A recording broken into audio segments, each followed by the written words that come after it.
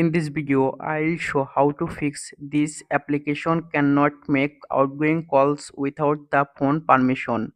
Let's see how to solve this problem. Go to phone setting, scroll down, click on app management,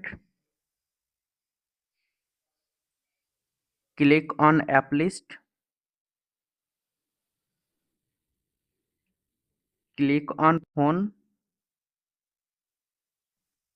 and click on permissions and turn on phone permission.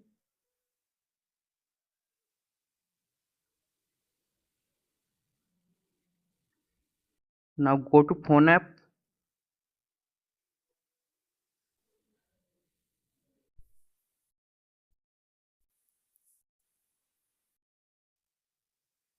Problem solved. Thanks for watching. Don't forget like and subscribe.